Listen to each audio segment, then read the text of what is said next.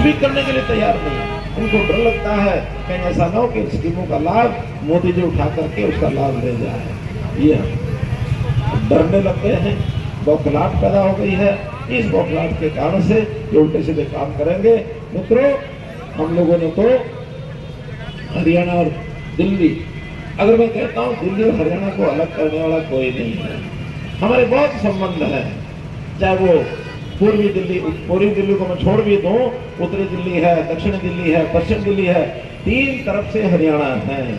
जब भी दिल्ली को पानी का संकट आया, हमेशा हरियाणा आपके सिर पर रहा है। हमेशा हरियाणा का पीने का पानी जितना चाहिए उतना लो। जमुना से हम साफ पानी देते हैं, मूण खंड से साफ पानी देते हैं, लेकिन जब दिल्ली में सप्लाई हो जाता है तो हजरपुर वजीराबाद बांध के माध्यम से दिल्ली में सप्लाई होता है। नियम यह है कि जो बाद में वेस्ट वाटर है उसको साफ करके और वापस जमुना में डालना चाहिए। दिल्ली सरकार एक पैसे का काम नहीं करती। ओखला में इतना गंदा पानी हमको मिलता है जो वापस मिलता है आगरा कैनाल के माध्यम से, कि उस पानी को खेत में भी यूज नहीं किया जा सकता।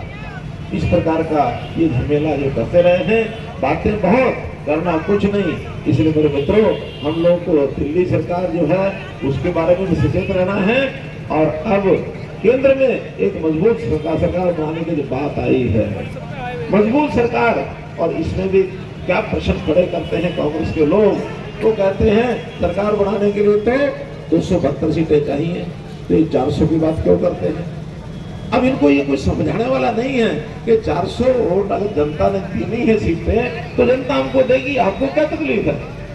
और एक मजबूत सरकार बनेगी तो देश और दुनिया में इस भारतवर्ष की मजबूत सरकार एक साख बनेगी, एक साख बनेगी। आज दुनिया में कोई संकट आता है बड़े से बड़ा, तो वहां के लोग फोन करते हैं मोदी जी को कि मोदी जी हम इस संकट में फंसे हैं, इसका इलाज बताओ, इसका इलाज बताओ। यूक्रेन और रूस की जब लड़ाई हुई थी ना, उस लड़ाई में मोदी जी ने फोन किया दोनों राष्ट्रपतियों को कि 24 घंटे के लिए युद्ध विराम कर दो। उन्होंने पूछा क्यों कर दे? इसलिए करना है कि हमारे 22,000 विद्यार्थी यूक्रेन में फंसे हैं, हमको सबसे पहले अपने विद्यार्थियों को निकालने दो, उसके बाद लड़ना बेशक लड़ लो, और नहीं रोकोगे फिर हमारे मन में जो आएगा हम करेंगे।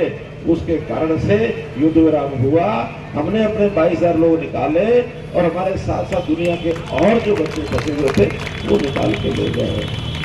आज दुनिया में मोदी जी का स्थान बना है। आज मोदी जी जहां जाते हैं मोदी मोदी मोदी। अब मोदी मोदी नारे क्यों लगते हैं? वो इसलिए लगते हैं कि मोदी जी की विशेषता है। ऐसा नेता दुनिया ने कभी देखा नहीं है। उनके मन में जो आता है, अच्छी बात मन में आई, तुरंत लागू करते हैं, परवाह नहीं करते थे। कभी उन्होंने ये नहीं कहा कि मैं जो अच्छी बात करूंगा तो लोग मेरे खिलाफ होंगे, हो जाएंगे, 10 बार हो जाएंगे, अच्छी बात करेंगे।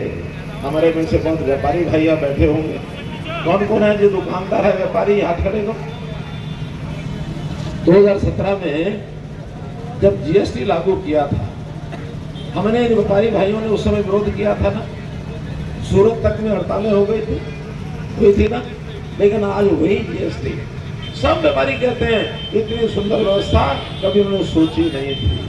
इन व्यापारियों को 2-2 खाते बनाने पड़ते थे, एक दुकान पर रखते थे, एक घर में जाके बनाते थे। हमेशा डर लगता था कभी कोई इंस्पेक्टर ना आ जाए, कभी इनकम टैक्स वाला ना आ जाए।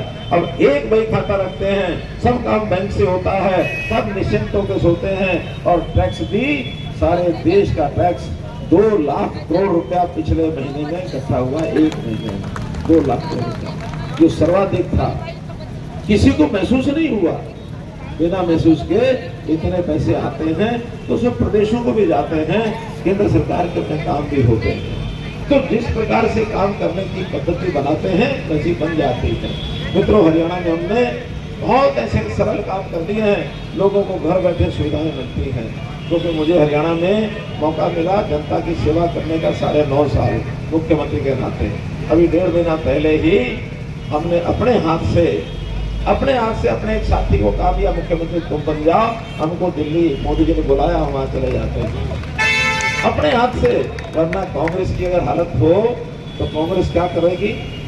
पहली बात तो कुर्सी के ऊपर बैठ जाए, चाहे आम आदमी हो चाहे कांग्रेस हो, आम आदमी का तो देख ही रहे हैं, कुर्सी पर बैठ जाए तो नीचे जैसे फेविकोल लग जाता ना, फेविकोल से कुर्सी को चिपका देते हैं, कहेंगे मैं तो छोड़ना चाहता हूँ, कुर्सी नहीं छोड़ती है। धक्के मार के कोई निकाल भी दे तो उसको पकड़ने के लिए 10-20 लोग खड़े हो जाते हैं कि कुर्सी मुझे चाहिए, मुझे चाहिए। कुर्सी उठा लेंगे, एक टांग इधर से एक टांग उधर से, चारों टांग पकड़ के तोड़ देंगे, कुर्सी किसी को देंगे नहीं, मित्रों देंगे नहीं। ये भारतीय जनता पार्टी है, त्याग और समर्पण की पार्टी।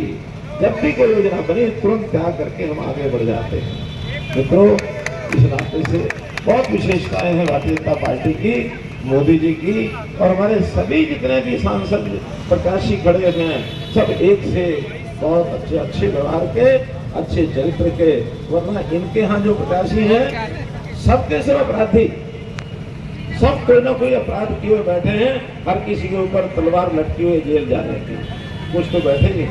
हमारे यहाँ एक भगोड़ा जो करनाल से खड़ा कर दिया, वो पीओ है, पीओ को क्या हो भगोड़ा ही कहते हैं।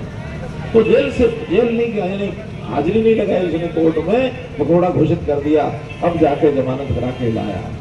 एक प्रत्याशी जिसका जो बेटा है वो फ्रॉड क्राइम के अंदर फंसा हुआ है, सुप्रीम कोर्ट में तारीखें लग रही हैं, और नाम बेटे का है, खुद अपराधी, खुद भी सांसद भी है, यानी जो प्रत्याशी वो भी है। ऐसे अपराध वृत्ति के लोग, इनके अब पैसे निकल रहे हैं, लोगों के पहाड़ निकल रहे हैं। मित्रों, ये सारी चीज देश जनता देख रही है। मेरा तो आपसे निवेदन है, आज आपको मैं अपील करने आया हूँ, ये मान करके कि ये जो हिस्सा है इसमें हरियाणा भी अपना कुछ रोल करता है, हरियाणा का प्रभाव यहाँ पड़ता है, यहाँ का प्रभाव हरियाणा पर पड़ता है। आप मनोज तिवारी जी को पूरे यानी इतना भर करके इनके मशीनों पर वो डालें कि 4 जून को मशीनें भी घबरा जाए, कमल कमल कमल कमल।